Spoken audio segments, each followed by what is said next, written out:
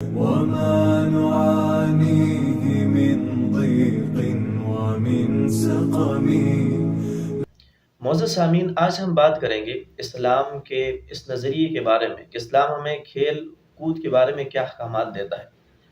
اس سے پہلے کفریہ طاقتوں کی طرف سے، اہل باطل کی طرف سے ہم پر یہ سوال اٹھتا ہے کہ اسلام ایک ایسا دین ہے جو صرف عبادات تک انسان کو محدود کر دیتا ہے اور رہبانیت سکھاتا ہے، دنیا سے بالکل کٹ جانا سکھاتا ہے۔ اس میں کوئی ایسی چیزیں موجود نہیں کہ جس کی وجہ سے انسان اپنے ذہن کو پرسکون کر سکے، اپنے بدن کو فریش کر سکے۔ اب ہم اس چیز کو سمجھنے کے لیے آتے ہیں قرآن کریم کی طرف، تو اللہ تعالیٰ قرآن کریم میں دلی سکون کے بارے میں فرماتے ہیں، الا بذکر اللہ تطمئن القلوب، اللہ کے ذکر اور یاد میں دلوں کا سکون ہے۔ دل انسان کے بدن کا بادشاہ ہے، جب دل مطمئن تو سارا بدن پرسکون رہتا ہے، اور اللہ نے دل کی سکون اور راحت کو اپنی یاد کے ساتھ جوڑ دیا ہے۔ جو میری یاد کرے گا اس کا دل مطمئن رہے گا، اور جو میری یاد سے دور رہے گا اس کے دل کے اندر اطمینان نہیں۔ تو گویا کہ اللہ کی بات ماننے والا، اللہ کو یاد کرنے والا، اس کا دل مطمئن، اس کا بدن اور اس کی ذہن پرسکون رہیں گے۔ اور جو شخص اللہ کا نام نہیں لیتا، اس کا دل مطمئن نہیں، تو لہٰذا اس کا بدن اور ذہن وہ پرسکون نہیں رہیں گے۔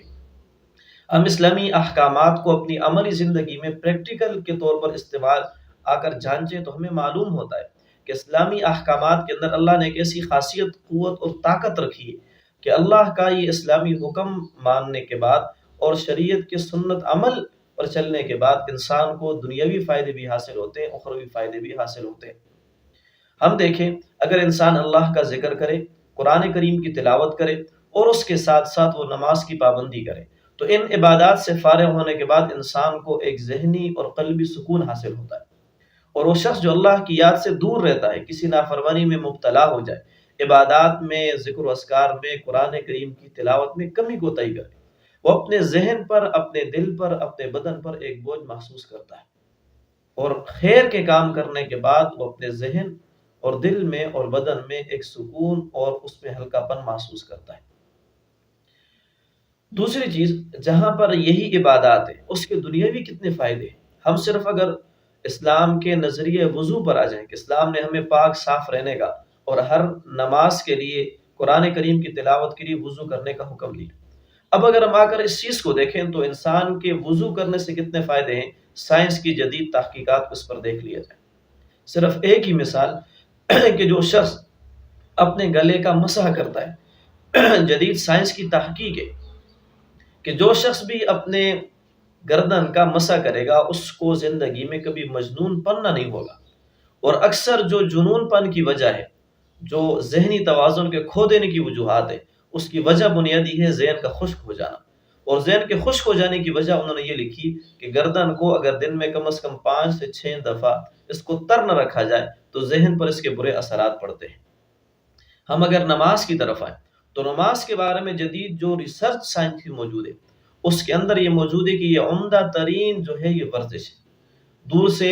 بے دین لوگ، لادین لوگ جو دین اسلام کو نہیں جانتے اور نہیں مانتے، وہ لوگ اگر عبادت کرتے ہوئے کسی مسلمان کو دیکھ لیں تو وہ دیکھتے ہوئے دور سے یہی نعرہ لگاتے ہیں، کیا عمدہ ورزش ہے۔ اللہ نے جہاں پر انسانوں کو ایک عبادت دی، اسی عبادت کے ساتھ اللہ نے اس عبادت میں ایسی صفت اور خاصیت رکھ دی کہ جس میں سب سے پہلا فائدہ انسان کا